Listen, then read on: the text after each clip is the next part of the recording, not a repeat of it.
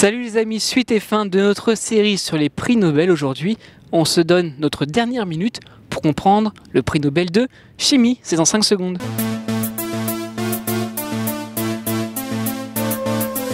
Et on finit donc cette série avec la 5e et dernière discipline récompensée par un prix Nobel, c'est la chimie. Au risque de me répéter, ce prix, il fonctionne comme les autres prix Nobel, un comité de 5 membres choisis au sein de l'Académie royale des sciences de Suède, tout comme le prix Nobel de physique d'ailleurs, qui examine les candidatures reçues au cours de l'année pour statuer sur le chimiste récompensé, qui est donc annoncé en octobre et qui reçoit son diplôme, sa médaille en or et son million d'euros le 10 décembre des mains du roi de Suède. Pour Alfred Nobel, dans son testament, il s'agissait de récompenser, je cite, la découverte ou l'amélioration la plus importante en chimie. Et comme on l'a dit dans les vidéos précédentes, ce prix récompense une carrière puisqu'il est très souvent remis une vingtaine d'années après la découverte en question, ce qui explique pourquoi certains grands noms des disciplines récompensées n'ont pas pu avoir ce prix puisqu'il n'est pas remis à titre posthume.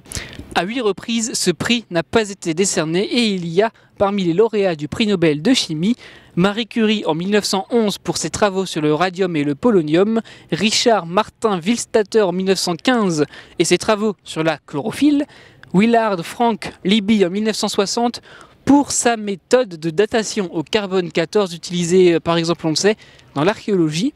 Et pour finir l'année suivante, 1961, avec Melvin Calvin et ses travaux sur l'assimilation du dioxyde de carbone par les plantes.